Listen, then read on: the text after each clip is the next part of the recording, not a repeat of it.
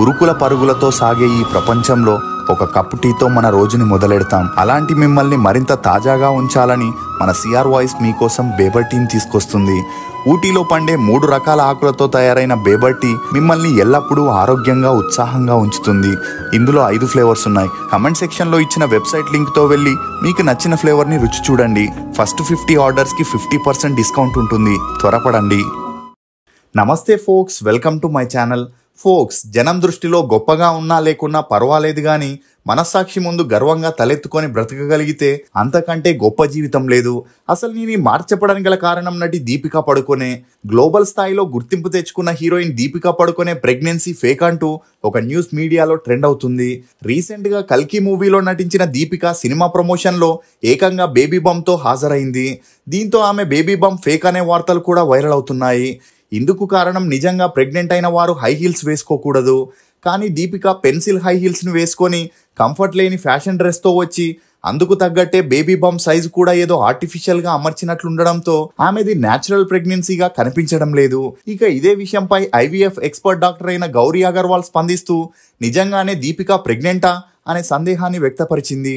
అంతేకాకుండా ఆమె baby bump చూస్తుంటే ఏదో తేడాగా ఉందని, దీపిక నార్మల్ గర్భిణీలా లేదంటూ ప్రెగ్నెంట్ గా ఉండే వారి కాళ్ళు, చేతులు మరియు ఫేస్ స్వెల్ అవుతూ ఉంటుంది. కానీ ఈమె లుక్ మరియు పర్సనాలిటీ చూస్తే గర్భిణీ స్త్రీలో ఉండే ఒక్క లక్షణం కూడా కనిపించట్లేదని చెబుతూ ఇప్పట్లో అందరూ ఐవీఎఫ్ సరోగేసీ ద్వారానే పిల్లలు కంటున్నారని, కొంతమంది ఆరోగ్య సమస్యల వల్ల ఇలా చేస్తే మరికొందరు అందం పోకూడదని సరోగేస్ని ఎంచుకుంటున్నారని చెప్పుకొచ్చింది. అసలు దీపిక నిజాన్ని దాచుతూ ఎందుకు ఈ ఫేక్ ప్రెగ్నెన్సీ డ్రామా ఆడుతుందనే విషయం గురించి ఈ వీడియోలో తెలుసుకుందాం. దీపికా పడుకొనే ఈమె 1986 జనవరి 5న డెన్మార్క్లోని కోపెన్హాగన్లో జన్మించింది. తండ్రి ప్రకాష్ పడుకొనే, తల్లి ఉజ్వల. ఈమెకు అనీషా అనే ఒక చెల్లెలు కూడా ఉంది. ఇక ఈమె తండ్రి ప్రకాష్ కర్ణాటకలోని ఉడిపిలో పుట్టి పెరిగిన తన తండ్రి రమేష్ ఒకప్పుడు బ్యాడ్మింటన్ ప్లేయర్గా ఉండి రిటైర్డ్ అయి ఆ తర్వాత మైసూర్ బ్యాడ్మింటన్ అసోసియేషన్ కి కార్యదర్శిగా పనిచేసేవారు. దీంతో తనలాగే తన కొడుకుని కూడా బ్యాడ్మింటన్ ప్లేయర్ ని చేయాలనుకున్నాడు. అలా ప్రకాష్ 6 ఏళ్లున్నప్పటి నుండే బ్యాడ్మింటన్ ట్రైనింగ్ ఇస్తూ 12 ఏళ్లు వచ్చేసరికి 1967లో స్టేట్ జూనియర్ ఛాంపియన్షిప్ లో పాల్గొనడంతో ప్రకాష్ తన క్రీడా జీవితంలోకి అరంగేట్రం చేశాడు. ఇక అలా మొదటి మ్యాచ్లో ఓడిపోయిన నిరుత్సాహపడకుండా ప్రకాష్ 2 ఏళ్లు కఠినంగా ట్రైనింగ్ తీసుకొని మళ్ళీ జూనియర్ ఛాంపియన్షిప్ లో గెలిచాడు.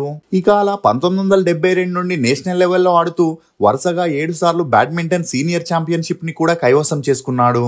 ఇక అలా స్పోర్ట్స్ కోటాలో 1975లో యూనియన్ బ్యాంక్ లో ప్రొబేషనరీ అధికారిగా జాబ్ లో చేరి ఒకవైపు జాబ్ చేస్తూనే మరోవైపు బ్యాడ్మింటన్ గేమ్స్ లో పార్టిసిపేట్ చేసేవాడు. అంతేకాకుండా తన ట్రైనింగ్ ని ఎక్కువగా డెన్మార్క్ లో తీసుకుంటుండడంతో 1975 నుండి 1988 వరకు అక్కడే ఉండేవాడు. ఇదిలా ఉంటే 1984లో ప్రకాష్ కి ఉజ్వల్ అనే తమ బంధువుల అమ్మాయితో పెళ్లి చేయగా వీరి అన్యోన్య సంసారానికి గుర్తుగా దీపిక, అనీషా అనే 2 కూతుర్లు కూడా జన్మించారు.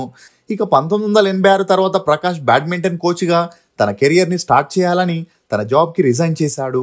అలా ఆ తర్వాత ఫ్యామిలీతో బెంగళూరుకి వచ్చి సెటిల్ అయి కొన్ని క్లబ్స్ తరపున కూడా కోచ్గా పనిచేయడం స్టార్ట్ చేశాడు. ఇక ప్రకాష్ బ్యాడ్మింటన్లో ఇండియాకి చేసిన సేవకి గాను 1972లో అర్జున్ అవార్డుతో పాటు 1982లో పద్మశ్రీ అవార్డునిచ్చి కేంద్ర ప్రభుత్వం ఇతన్ని సత్కరించింది. ఇక అలా కోచ్గా కొనసాగుతూనే తన 2 కూతుర్లని కూడా బ్యాడ్మింటన్ ప్లేయర్స్ ని చేయాలని చిన్నప్పటి నుండి దీపిక, అనీషాకి ట్రైనింగ్ ఇచ్చేవాడు.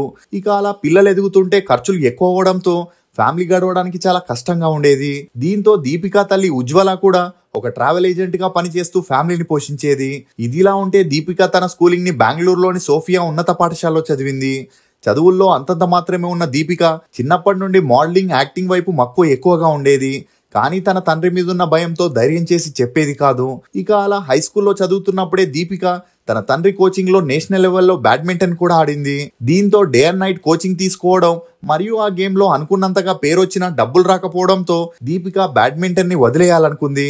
ఇక అలా దీపిక తన ఇంటర్లో చదువుతున్నప్పుడు హాస్టల్లో ఉంటూ తల్లిదండ్రులకి తెలియకుండా ఒక మోడలింగ్ ఏజెన్సీలో జాయిన్ అయి దాని ద్వారా ర్యాంప్ వాక్స్, అడ్వర్టైజ్మెంట్స్ లో కూడా పనిచేయడం మొదలెట్టింది.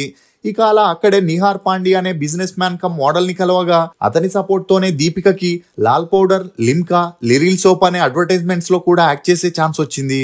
ఇక అలా కొద్ది రోజులకే దీపిక మోడలింగ్ చేస్తున్న విషయం ఈమె తండ్రి ప్రకాష్ కి తెలిసి తన కాలేజ్ ని మాన్పించేసి దీపికని హౌస్ అరెస్ట్ చేశారు.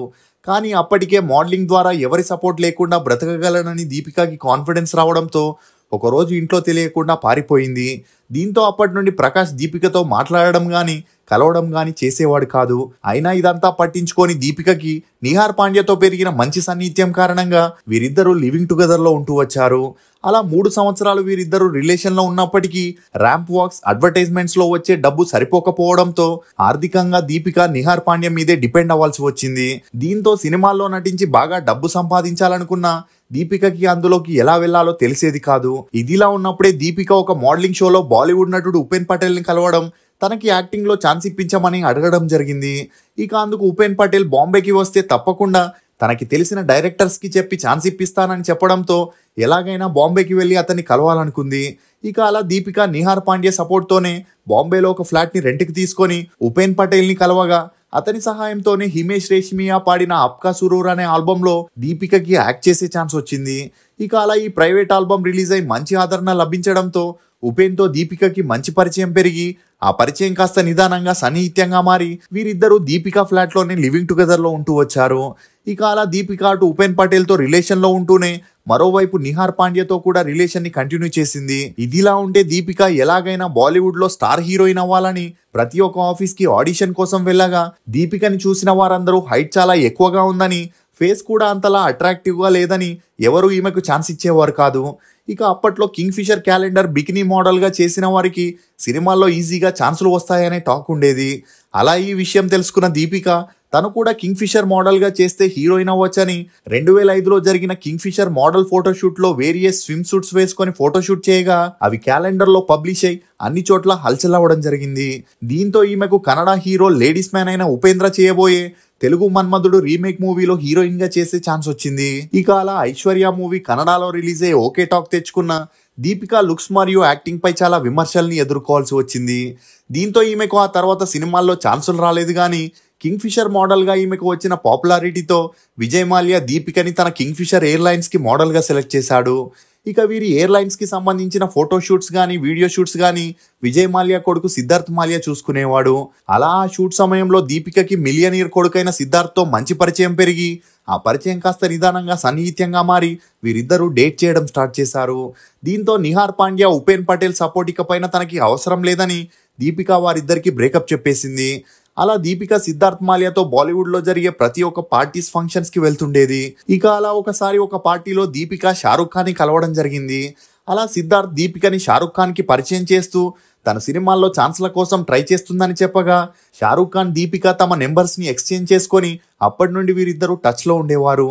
ఇక అలా వీరిద్దరికి నిదానంగా పెరిగిన మంచి అండర్స్టాండింగ్ కారణంగా 1 సంవత్సరం వరకు డేట్ చేయడం జరిగింది. దీంతో షారుఖ్ ఖాన్ ప్రొడక్షన్ లో వచ్చిన ఓం శాంతి ఓం మూవీకి దీపికని హీరోయిన్ గా ఫిక్స్ చేసి అందులో షారుఖ్ ఖాన్ హీరోగా నటించడం జరిగింది.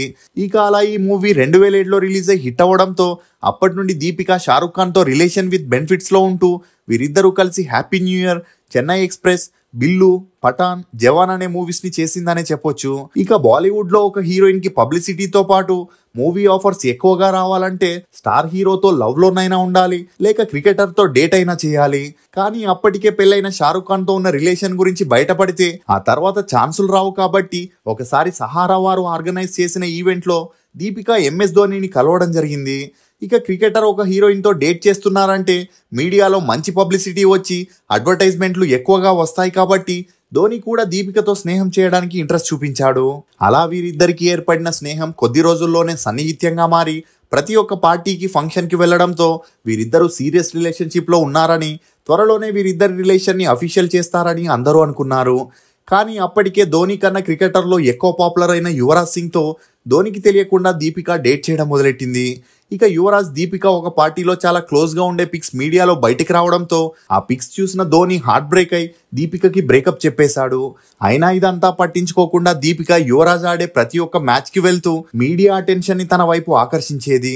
ఇక ఇదిలా ఉంటే ఎప్పుడైతే IPL స్టార్ట్ అయి మంచి క్రేజ్ వచ్చిందో అప్పటి నుండి దీపిక బెంగళూరు టీమ్ కి ఓనర్ అయిన విజయ్ మాల్యా కొడుకుతో ఉన్న ఫ్రెండ్షిప్ ని కంటిన్యూ చేస్తూ యువరాజ్ కి బ్రేకప్ చెప్పేసింది. ఇక అలా దీపిక ఒకవైపు మూవీస్ చేస్తూనే మరోవైపు సిద్ధార్థ్ మాల్యా యొక్క బెంగళూరు టీమ్ కి కూడా సపోర్ట్ చేస్తుండేది. అలా మ్యాచ్ టైంలో వీరి రొమాన్స్ ని క్యాప్చర్ చేసేందుకే మీడియా వారందరూ ఆ మ్యాచెస్ కి హాజరయ్యేవారు. ఇక అలా వీరిద్దరూ డేట్ లో ఉంటూనే సిద్ధార్థ్ దీపికకి డైమండ్ జ్యువెలరీస్ ని, లగ్జరీ కార్స్ ని ఇస్తూ బాగా ఖర్చు పెట్టేవాడు. కానీ ఎప్పుడైతే విజయ్ మాల్యా బ్యాంక్ కరప్ట్ అయ్యాడో అప్పటి నుండి సిద్ధార్థ్ని దీపిక అవాయిడ్ చేస్తూ ఒక టెక్స్ట్ మెసేజ్ ద్వారా అతనికి బ్రేకప్ చెప్పేసింది. ఇక ఆ తర్వాత దీపిక ముసామిల్ ఇబ్రహీం అనే బిజినెస్ మ్యాన్ తో 1 year లివింగ్ రిలేషన్ లో ఉండింది. ఇక అలా ఒక్కో స్టేజ్ లో తన కెరియర్ కోసం ఒక్కొక్కరిని యూజ్ చేసుకుంటూ వెళ్తున్న దీపికకి బచనా హే హసీనా మూవీ షూట్ టైంలో రణబీర్ కపూర్ తో నిజంగానే ప్రేమలో పడి వీరిద్దరూ ఒకే ఇంట్లో లివింగ్ రిలేషన్ లో ఉంటూ వచ్చారు. దీంతో ముసామిల్ ఇబ్రహీం కి కూడా బ్రేకప్ చెప్పేసింది. ఇక అలా దీపిక రణబీర్ కపూర్ తో సీరియస్ రిలేషన్ లో ఉంటూనే ఏ జవానీ ఏ దివానీ తమాషా అనే మూవీస్ ని కలిసి చేశారు. కానీ లేడీస్ మ్యాన్ అయిన రణబీర్ కపూర్ దీపికతో రిలేషన్ లో ఉంటూనే కత్రినాతో కూడా డేట్ చేయడం మొదలెట్టాడు. అంతేకాకుండా రణబీర్ తల్లి నీతా సింగ్ కి దీపిక క్యారెక్టర్ నచ్చకపోవడంతో రణబీర్ కొద్ది రోజుల్లోనే దీపికకి బ్రేకప్ చెప్పేసి కత్రినాతో రిలేషన్ ని కొనసాగించాడు. ఇక ఈ బ్రేకప్ తో మానసికంగా కృంగిపోయిన దీపిక బలవన్మరణానికి పాల్పడగా ఇమీడియట్ గా ఈమెను హాస్పిటల్లో చేర్పించడంతో ప్రాణాలతో బ్రతికి బయటపడింది. ఇక ఈ విషయం తెలిసిన ఈమె తల్లిదండ్రులు మళ్ళీ కూతురు దగ్గరికి వచ్చి తనని చూసుకుంటూ డిప్రెషన్ కి కూడా ట్రీట్మెంట్ ఇప్పించడం జరిగింది.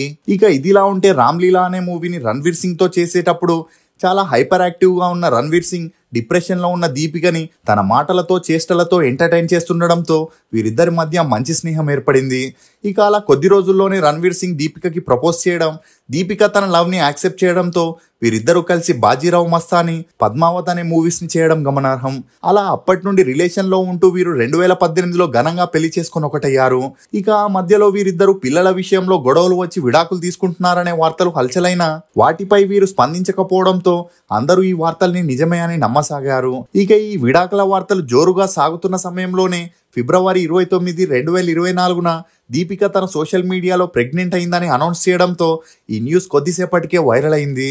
ఇక ఇదిలా ఉంటే మే 24వ తేదీన దీపిక పోలింగ్ బూత్ కి వెళ్ళినప్పుడు తన బేబీ బంప్ తో కనిపించడంతో అప్పటి నుండి దీపిక సరోగేసి ద్వారా బిడ్డని కనబోతుందని, అది ఫేక్ బేబీ బంప్ అని ట్రోల్ చేయడం మొదలెట్టారు. ఇందుకు ముఖ్య కారణం ఓటేసే వారం ముందే ఒక మూవీ షూటింగ్ లో పాల్గొన్న దీపిక పొట్ట చాలా ఫ్లాట్ గా ఉన్నప్పటికీ ఒక వారంలోనే ఇంత పెద్ద పొట్ట ఎలా వచ్చిందనే అనుమానాలు అందరిలో తలెత్తాయి. అంతేకాకుండా దీపిక కల్కి ప్రీ రిలీజ్ ఈవెంట్ లో దిగిన ఫోటోలు చూస్తే ఆమె బాడీ ఫేస్ నార్మల్ గా ఉండడంతో అందరూ అది ఫేక్ బేబీ బంప్ అని విమర్శించడం మొదలెట్టారు. ఇక దీపిక మాత్రమే కాకుండా ఈమెలాగే చాలా మంది ఫేక్ బేబీ బంప్ తో పబ్లిక్ ని నమ్మించే ప్రయత్నం చేస్తుంటారు. అంతేకాకుండా దీపిక ప్రెగ్నెన్సీపై గైనకాలజిస్టులు కూడా స్పందిస్తూ దీపిక తన కెరియర్ కోసం అందం తగ్గకుండా ఉండడానికి సరోగేసి ద్వారా బిడ్డని కంటుందని, కానీ అందరి ముందు తనే కంటున్నట్లు యాక్ట్ చేస్తుందని తమ అభిప్రాయాన్ని తెలియజేస్తున్నారు.